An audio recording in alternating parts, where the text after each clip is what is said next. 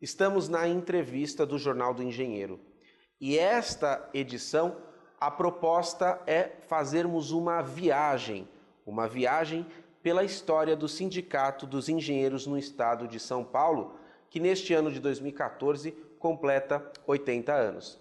Para esta pauta, não podíamos deixar de convocar, e o pedido foi atendido prontamente, o Celso Atienza. Celso, é um prazer recebê-lo aqui, viu? O prazer é meu, estamos aqui à disposição. Celso Atienza é vice-presidente deste Sindicato dos Engenheiros do Estado de São Paulo, é também presidente da Associação Nacional de Docentes de cursos de Engenharia de Segurança, área em que é mestre e coordena e dá aula em diversas instituições acadêmicas. Celso, conte para nós um pouquinho o contexto histórico em que surgiu este sindicato, década de 30, século 20. O sindicato é um órgão representativo da classe dos engenheiros. E ele teve várias ações realmente significativas, porque as associações, as entidades de classes foram que fundaram o CREA, o sistema CONFEA-CREA, porque precisava participar da categoria de classe que representasse a classe dos engenheiros no movimento da Constituição de 32. Movimento constitucionalista para que a gente tivesse uma nova Constituição.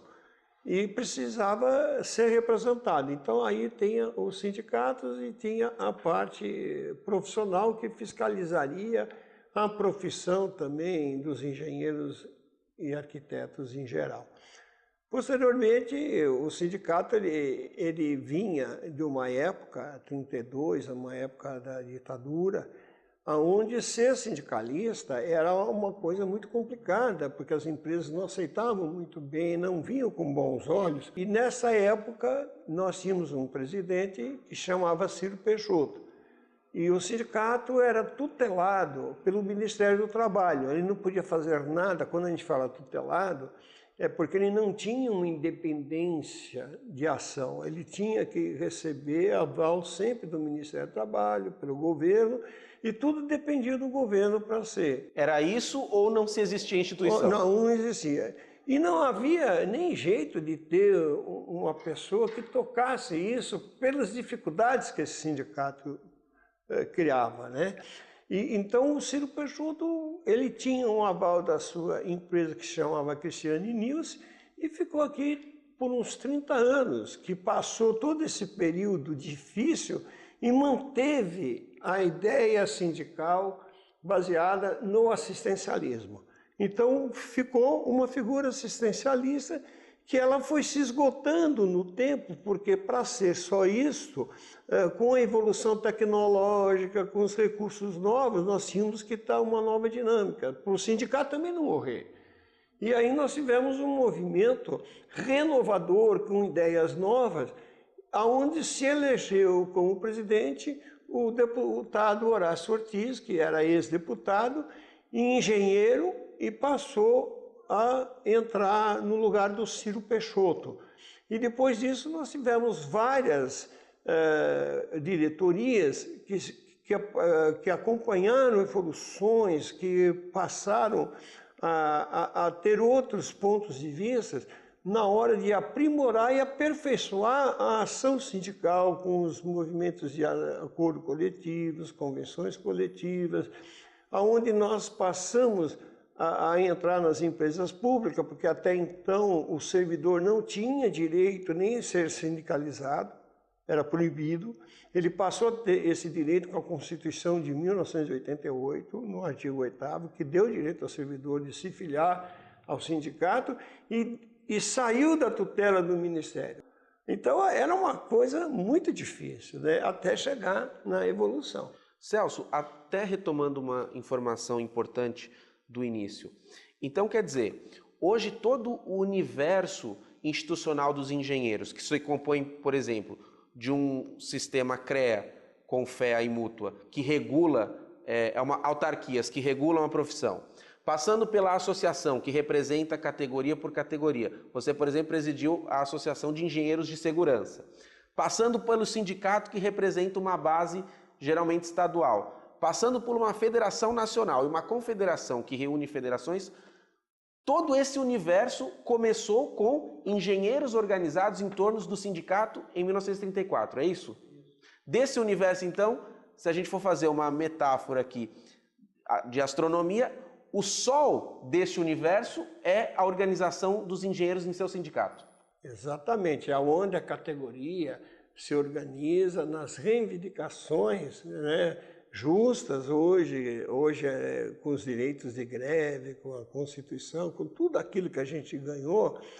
E o que é interessante é que tudo isso é muito pouco. Né? Por quê? Porque, na verdade, as necessidades e as demandas aumentam a cada dia. Verdade. Hoje nós somos 400 diretores. Então, veja, da época de Ciro Peixoto para hoje, não tinham 400 diretores. Hoje nós temos o quê? 25 delegacias regionais, porque nós temos que atender o interior. Então, houve um processo de interiorização e cada dia, e culminamos com a inauguração de uma instituição de ensino de engenharia e inovação. Perfeito. Olha só quantas estrelas nasceram nesse universo. E nós vamos falar sobre cada uma delas. Mas tudo isso no próximo bloco. A gente volta daqui a pouquinho.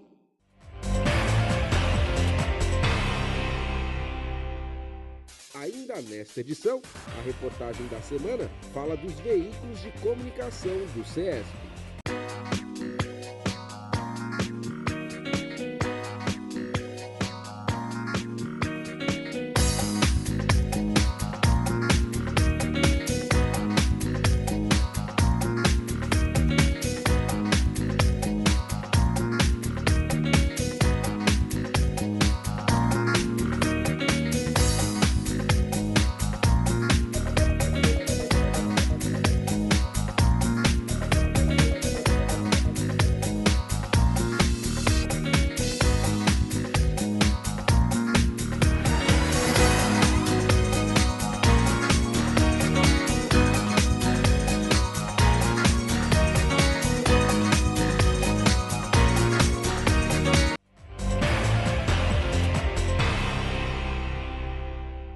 Estamos de volta aqui no Jornal do Engenheiro e esta entrevista com muitas histórias, com muita informação, tratando sobre os 80 anos do Sindicato dos Engenheiros no Estado de São Paulo. Durante todo este ano de 2014, nós vamos abordar assuntos nesse telejornal a respeito desta efeméride.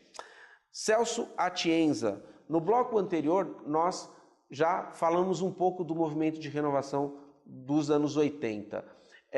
Por que este movimento preparou o sindicato para o novo momento político em que o país vivia? Qual foi a importância dos dirigentes naquela época, você estando conosco, para preparar a instituição para a abertura política? É por causa da própria vida do país, né? O país muda, né? Nós tivemos presidências, nós tivemos tumultos, teve presidentes que foram depostos. Nós somos o único país do mundo que tiramos um presidente da República sem uma gota de sangue. Então, é uma questão de maturidade, de consciência, de movimentos sociais, onde os anseios são outros. A cidade cresceu, a cidade explodiu e as demandas encolheram. E hoje nós temos esse complexo de não atender. E aonde que você tem o desenvolvimento do país? Você tem desenvolvimento do país com engenharia. E nós passamos uma época que ninguém queria fazer curso de engenharia porque não tinha mercado. Veja que absurdo. Num país que precisa de tudo, não tinha desenvolvimento porque não tinha projeto. Não tinha visão política da coisa. Então nós tínhamos que provocar isso, inverter esse processo e chegar ao que estamos hoje. E apesar de todas as dificuldades, a gente nota o seguinte: por mais que a gente faça, ainda é pouco. Então nós precisamos sempre estar antenados à evolução tecnológica, por isso que nasceu a instituição de engenharia com outro viés do que é aquele aluno que aprende as coisas antigas, ou aquele modelo de engenharia que não cabe mais nem no mercado, né? Porque hoje você tem que adaptar aos processos de proteção coletiva, entrou a engenharia de segurança, onde o trabalhador passou a ser uma peça vital. Nós, em 72, com o governo do Geisel, tivemos o Plano Nacional de Valorização do Trabalhador, e aí o trabalhador tem outras demandas, né? Nós estamos num movimento que distribuiu um pouco de renda, a classe C começou a viajar de avião, e hoje qual é o problema? O problema é que aquilo que foi atendido para viajar de avião já não atende, ele precisa de avião confortável, mas precisa de aeroporto também. Para fazer isso se resolve com o quê? Com engenharia, isso é política. Então isso tem que ter planejamento. Nós acabamos com a figura do planejamento nesse país, e nós estamos numa época de desgoverno, porque não tem uma pessoa que controla e que dá um foco, uma direção aonde nós corremos o risco de não ter um movimento de paz, né? Então nós precisamos evoluir para mudar esse momento e atender as demandas sociais. Outro ponto que podemos destacar dos anos 80 foi a interiorização do sindicato? Foi, por quê? Porque nós éramos um sindicato de capital. Irmão, o sindicato funciona em São Paulo. Não, o sindicato é do Estado, e você tem que chegar onde o profissional está. O Milton Nascimento diz, o artista tem que ir onde o povo está, ele tem que chegar ao artista. Então nós interiorizamos, criando as delegacias regionais para atender as demandas locais que são diferentes da cidade de São Paulo. Então as necessidades aqui não são as mesmas do interior, Barretos, Lins, são outras peculiaridades e outras necessidades para os profissionais daquela região. Então nós temos uma diretoria composta em cada região, e nós estamos com 25 cidades do interior, onde nós temos ações específicas, fazemos reuniões, vamos lá, e nós aumentamos o potencial de ação e de abrangência, tanto é que nós temos cerca de 55 mil associados. É a maior entidade de sócios que não só paga a contribuição sindical, mas que também ficam sócios porque o sindicato oferece serviços de acordo com a expectativa que os profissionais nela geram. Falando deste mandato do presidente Murilo, que é uma consequência histórica do movimento de renovação, qual as principais qualidades deste mandato que você observa? Porque ele gera muita satisfação na base, a gente vê a base satisfeita. É porque é o seguinte, o Murilo é um agregador. Nós temos que ter um presidente que agrega valores. O Murilo tem uma equipe que ele construiu, aonde ele consegue sintonizar, e ele lidera isso com muita propriedade, tem uma articulação política muito forte, e o jeito de ele ser é um dos melhores presidentes, na minha visão, porque ele trabalha com todas as pessoas e dá liberdade para as pessoas. Então, ser presidente é uma coisa, você exercer a presidência é outra. Eu me lembro que quando eu fui promovido na empresa, o meu chefe, o meu diretor, falou assim, você está promovido a superintendente e vai mudar de sala. E eu falei, bom, qual é a minha nova sala e tal? Olha, primeiro você liga para sua casa que você vai ficar 3 meses fazendo cursos de tudo que a engenharia não te ensinou, porque uma coisa é eu te promover e outra coisa é você ser superintendente. Então você vai aprender a ser superintendente. E isso o Murilo faz com muita propriedade, porque ele agrega valores, ele não despreza informação e ele tem equipe coesa. Ele é um grande articulador. E nós, do sindicato, nós não podemos dispensar nenhuma tarefa de ninguém. Cada um tem um potencial e nós temos que desenvolver o potencial de cada um. E isso vai com a linha de administração, ainda mais com instituições de ensino, com um universo de pessoas diferentes que você tem que tratar, e ele tem essa propriedade, realmente ele é um agregador, e ele deixa, e a gente vem aqui com alegria. Tem gente que passa mais tempo aqui do que em casa, Você vai vir de sábado, domingo, tem diretor aqui trabalhando. Por quê? Porque se sente bem. Vem aqui com uma satisfação, todo mundo aqui trabalha alegre. Não tem cara fechada aqui. E o sindicato, ele é um sindicato fruto da concepção que o Murilo criou aqui dentro. É uma das provas aí na prática desse bom exercício de liderança do presidente Murilo, é que diversos ex-presidentes, Allen e Otaviano, estão hoje juntos no grupo aí em funções importantes. O Allen na CNTU, o Otaviano no Isitec, o Birajara Félix também está conosco, ou seja, ele é um sujeito que sabe articular. Por quê? Porque aqui é o seguinte, você fica presidente, quando você é ex-presidente, você passa a ter função.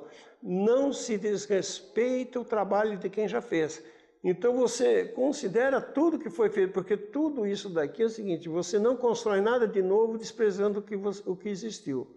Então, essa talvez seja uma das poucas instituições em que você tem os ex-presidentes, porque geralmente o ex-presidente acaba o mandato e some e não esquece a identidade. Isso aqui não existe. Infelizmente, muitos torcem para não dar certo, né? E aqui não existe isso, e isso é a coesão.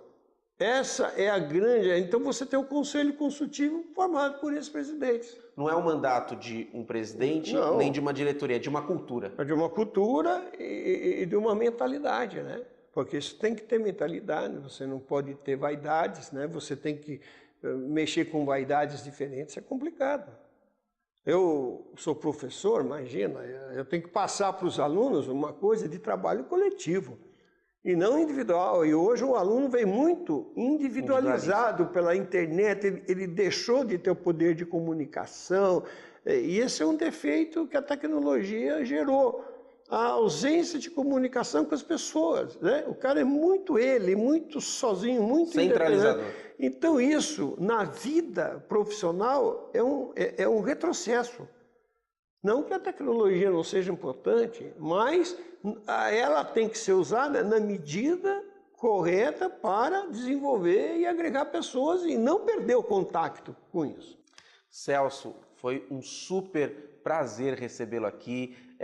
Queremos voltar com essa temática, porque eu sei que são muitas histórias por se contar, mas eu quero deixar a câmera aberta para suas considerações finais a respeito de algo que queira acrescentar. Não, eu agradeço muito, eu acho que é um momento rico, nós que passamos a história, porque é importante o seguinte, quando você tem a experiência acumulada, você tem que repassar para aqueles que não conhecem. Porque pegar hoje o sindicato é entender as dificuldades que nós passamos, só que o jovem não sente isso daí. E a importância que se dá é quando você conhece a história. Então, o meu papel hoje, que já estou indo lá, né, para o outro lado da vida, é realmente deixar um legado do que foi, qual foi a dificuldade e dar valor àqueles que lutaram, porque o sindicato existe, é a maior riqueza, a gente deixa legados. E esse é um legado que fica para os nossos filhos, para os nossos netos. Né? Celso, com a sua lucidez, com a sua vitalidade, com o seu peso de importância nesse sindicato, o único outro lado de lá para o qual você vai é para a cidade ao qual você está viajando para dar aula. Você só está indo para o lado de lá dos aeroportos, viu? Está muito ativo ainda, ele pega um voo agora para dar uma aula aí para a Unilins, onde coordena um curso. Obrigado pelo espaço na agenda, viu? Ok. Até breve. Até breve. Esta edição do Jornal do Engenheiro não termina aqui. Fique conosco e saiba mais informações a respeito da engenharia, da inovação e do desenvolvimento.